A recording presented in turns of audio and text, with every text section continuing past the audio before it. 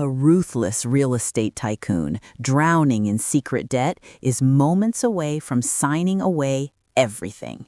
His lawyer's pen hovers over the papers. Then a waitress walks through that door, someone he'd wronged years ago, and reveals a truth that destroys his entire plan and saves his fortune, but not in the way he expects. Let me set the stage for you. I was the kind of man who had it all. I'm talking luxury hotels, sprawling resorts, prime real estate across 3 states. My name meant something. When I walked into a room, people straightened their spines. They wanted to impress me. They wanted to be near me. I'd built an empire from absolute nothing, scrapped together my first down payment with money I earned working construction in my 20s. By 45, I was untouchable, or so I thought. The thing about success, though, is that it can blind you. It makes you feel invincible. It makes you forget that you're still human. And humans, no matter how much money they have, can make catastrophic mistakes. I'd made mine 15 years ago. I had a business partner named Derek Michaels. Derek was brilliant with numbers, and I trusted him completely, or at least I thought I did. We built something incredible together. We turned a small property development company into something massive. But then, slowly, things started disappearing. Money that should have been in accounts wasn't. Investments that should have materialized never did. Derek came to me one day and said he needed to step back from the business. Family issues, he said, health problems. I believed him because I wanted to believe him. The last thing I wanted was to acknowledge that my best friend and business partner was stealing from me. Derek disappeared from the country 6 months later. I never saw him again. The money was gone. Not all of it. I had enough to keep things afloat, but it was a significant blow. The kind of blow that eats at your soul, even when your bank account is still healthy. But here's where my story takes a turn I never expected. Fast forward to the day everything imploded. I was sitting in my lawyer's office, downtown high-rise, corner office with a view of the entire city. I remember looking out that window and thinking about how much I'd conquered, how far I'd come from that broke construction worker. Mr. Bennett, my lawyer, called me for an emergency meeting. I wasn't worried. In my world, every day brought a new deal, a new negotiation, a new opportunity. I thought maybe he was calling about a new acquisition, maybe a lawsuit that needed settling, something standard. I was wrong. When I walked into that office, I could feel it immediately. The air was different. Mr. Bennett's face was pale. His usual confident demeanor had cracked. He looked at me and I saw something I'd never seen before. Pity. Pure, undisguised pity. "Victor, sit down," he said quietly. I didn't sit. I stood there, feeling the first real flash of anxiety I'd felt in years. "What's going on?" He took a deep breath and laid it all out. The banks had finally caught up with Derek's fraudulent activities from all those years ago. The real damage was far worse than I'd ever realized. When they audited everything, they found millions missing, not just from Derek's theft, but from subsequent investments that had failed spectacularly. Investments I'd made without knowing the foundation was already rotten. The compound effect had created a debt so massive that even with all my current assets, I couldn't cover it. We're talking $47 million. I remember the number hitting me like a physical blow. 47 million. My hands started shaking, not from fear, but from a kind of disbelief. "There has to be something we can do," I said.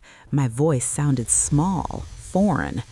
"There is," Mr. Bennett said, and he slid a folder across his desk. "Bankruptcy. It's your only option." Bankruptcy.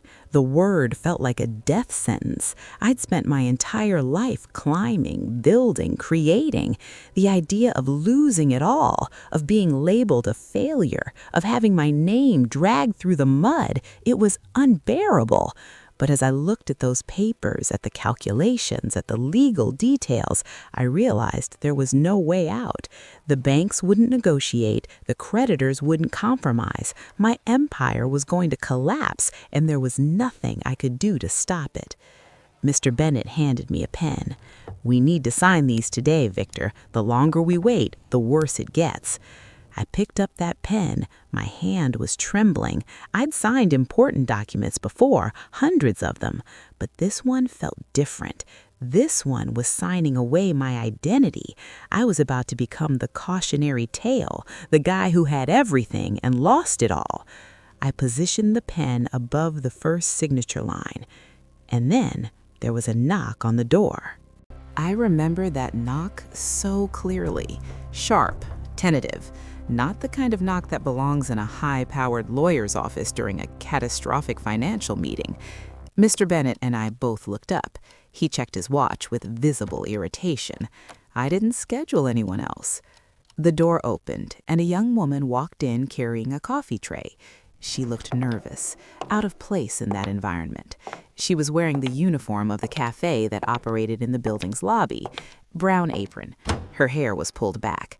She looked exhausted, like someone working a job that paid the bills but not the dreams. "I'm sorry," she said. "I know you didn't order coffee, but—" She stopped mid-sentence. She was staring at me. Not the kind of casual glance you give a stranger, the kind of stare that means recognition.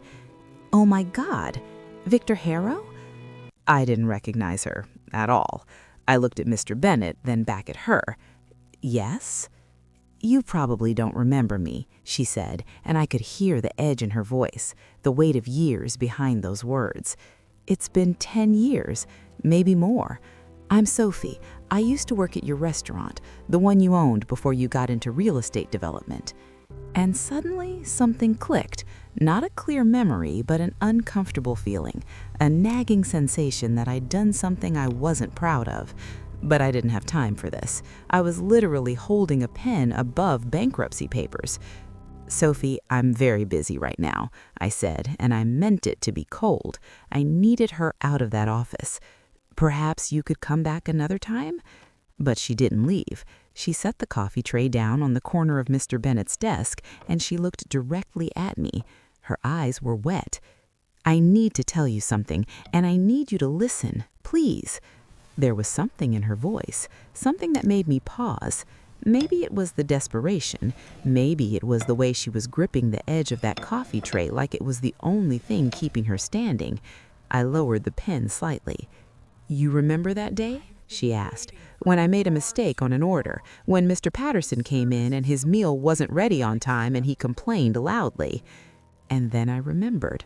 I remembered my restaurant. I remembered the staff. I remembered Sophie, young, eager, trying hard. I remembered that day because it was one of the days I'd been particularly harsh, one of the days when my business was struggling and I was taking it out on everyone around me. "You yelled at me," she said quietly, "in front of everyone. You said I was incompetent. You said if I couldn't handle a simple job, I should get out. And you fired me, right there, in front of the other customers." I felt something twist in my chest. Not guilt, at least not yet. Irritation. "Sophie, that was a decade ago. I'm sorry if I hurt your feelings, but I have a lot going on right now." "I know," she said, and then her voice got stronger. "That's exactly why I'm here, because I heard you were in trouble, financial trouble, and I came to tell you something that might change everything." Something in her tone made me take her seriously. Maybe it was the certainty. Maybe it was the way she said it, like she knew something I didn't. I set the pen down. "What do you want, Sophie?" She took a breath. I could see her gathering courage, the way a person does before they say something important. "After you fired me, I left town for a while. I was angry, hurt. I felt worthless, but I didn't want to stay that way. So I went back to school. I studied real estate appraisal and property analysis. Took me years, but I finished. And now I work independently, evaluating properties for banks and investment firms." "Good for you," I said, and I meant it, but there was impatience in my voice. "But I still don't see what this has to do with me." 3 weeks ago, I appraised a property, a vacation home in the mountains. The owners were handling the estate of someone who'd passed away, someone from your past. She paused. She was watching my face carefully. Your old business partner, Derek Michaels, his estate. The world seemed to slow down. Derek had died. I'd heard about it years ago, a car accident in Europe. I'd felt relief, if I'm being honest, relief that he was gone, that I'd never have to face him, relief that the universe had done what I couldn't. I found something in that property, Sophie continued. During my inspection, I discovered some papers, financial documents that were hidden in the walls, bank account information, account numbers, passwords. I stood up. I could feel my heart rate accelerating. What are you talking about? Derek didn't spend all the money he stole from you, Sophie said. He kept some of it. He invested it. And those investments, they grew. A lot. By the time he died, there was approximately $50 million in a hidden account, an account that's very difficult to find unless you know exactly where to look. And based on the original paperwork, an account that technically belongs to you. You and Derek opened it together. You're both listed as co-owners. Since he's deceased, the money transfers to you. The room started spinning. $50 million, the exact amount I needed, the exact amount that would not only cover the bankruptcy, but leave me wealthier than ever. I looked at Mr. Bennett. He was looking at Sophie with shock and disbelief, as if she were a ghost who'd just landed in his office. This is real? I asked Sophie. You're telling me this is actually real? It's completely real. She pulled out a folder from under the coffee tray. I've documented everything. Bank names, account numbers, legal documentation proving that Derek transferred your name as co-owner years ago. I've worked with some lawyers on the side to make sure everything is legitimate. It'll take some time to access the full amount, probably a few weeks, but it's all there. It's yours. I took the folder with shaking hands. I opened it, and there it was. Everything she'd said, all of it, verified, legal, real. I felt the room spin differently now, not with despair, but with overwhelming relief. I was saved. The bankruptcy papers on the desk suddenly meant nothing. I was going to be fine, better than fine. I was going to be phenomenally fine. And then I asked the question that would change everything. Why would you do this? I said. Why would you come here and give this to me? You could have kept it quiet, reported it to the state, claimed a finder's fee. You could have ignored it completely. You had no obligation to help me. Sophie set down the coffee tray. She looked at me directly, and I could see tears in her eyes. Because, she said slowly, I spent 10 years hating you. 10 years carrying around the anger and the shame from the day you fired me. I told myself that I would prove something to you, that I would become successful and you'd see me and you'd regret what you did. I fantasized about that moment. She paused. But yesterday, when I discovered this money was yours, I realized something. I realized that all that hate I was carrying, it was poison, and it was only poisoning me. You weren't suffering. You were out here building hotels and getting richer. But I was here, still angry, still hurt, still defined by that moment. My chest tightened. I was starting to understand what she was saying, but I didn't want to hear it. So I chose something different, Sophie continued. I chose to be better than the person who hurt me. I chose grace instead of revenge. I didn't do this for money, Mr. Harrow. I did this because I wanted to see the face of someone who realizes that the person they destroyed years ago just saved their life. I did this for me, to prove to myself that I'm not bitter, that I'm not like you. The words hit harder than any lawsuit, harder than bankruptcy papers.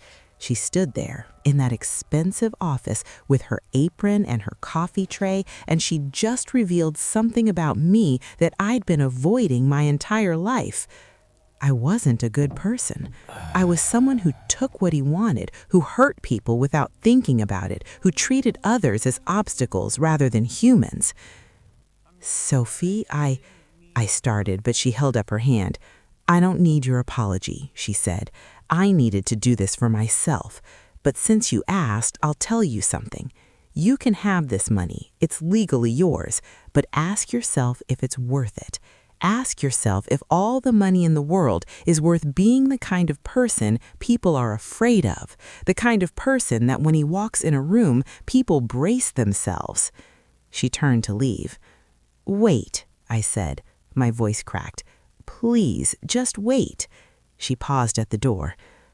"I don't know what to say," I admitted.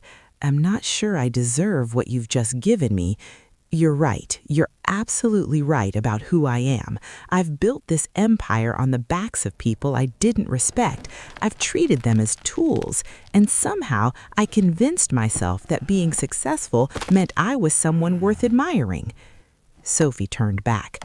I could see the vulnerability in her face, but also something stronger: resolve. "That's a good start," she said quietly. "But knowing it and changing it are two different things. I hope you choose to change, Mr. Harrow. I really do." She left. She just walked out, carrying that empty coffee tray, leaving me standing there with a folder containing $50 million and a mirror I didn't want to look into. Mr. Bennett broke the silence. "That was extraordinary." "Yeah," I whispered. "It was." I looked down at the bankruptcy papers, then at the folder, then back at the papers. "Tear them up," I said. "I'm sorry?" Mr. Bennett looked confused. "Tear them up," I repeated. "All of them. We don't need them." He nodded slowly, gathering the papers, but neither of us moved to destroy them. Instead, I stood there staring out the window at the city I'd built my fortune in, feeling more hollow than I had when I thought I'd lost everything. The money would be real. The lawyers would confirm it. By next month, I'd be richer than ever. But for the first time in my life, I understood that being rich and being successful weren't the same thing as being a good person. Derek had stolen from me, and in many ways, I'd stolen from hundreds of people, their dignity, their pride, their sense of worth. And when one of those people had the chance to exact revenge, she'd chosen grace instead. I called Sophie back that evening. I offered her a job, not as a favor, not as a way to buy redemption, but as a genuine opportunity. I wanted her to be the head of my human resources department. I wanted her to oversee how people were treated in my company. I wanted her to make sure that what happened to her, what I'd done to her, would never happen to another employee under my watch. She accepted, but she set a condition. She told me she would take the job, but only if I was serious about changing.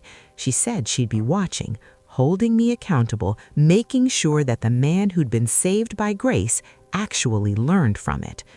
I agreed, and I meant it. That day taught me something that no amount of money could have. It taught me that karma isn't about punishment, it's about the universe keeping score in ways we don't expect. I thought Derek's theft and the failed investments were my punishment, but they weren't. My punishment was realizing who I'd become, and my salvation, it came from the hands of someone I'd hurt, someone who chose to be better than me, who gave me a chance at redemption I didn't deserve. Every day since then, I've tried to be the kind of person who deserves that grace. I haven't always succeeded, but I've tried. And when I feel myself slipping back into old patterns, when I'm about to snap at someone or dismiss them, I remember that knock on the office door.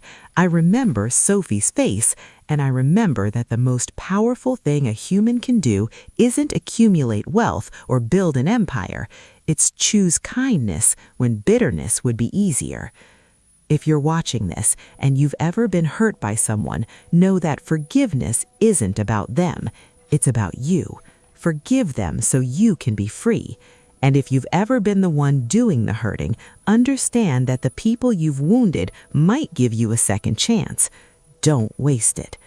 Like this video, share it with someone who needs to hear it, and subscribe for more stories about how the universe works in mysterious ways.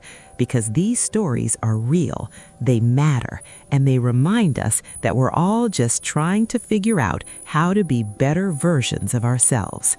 I'll see you in the next one.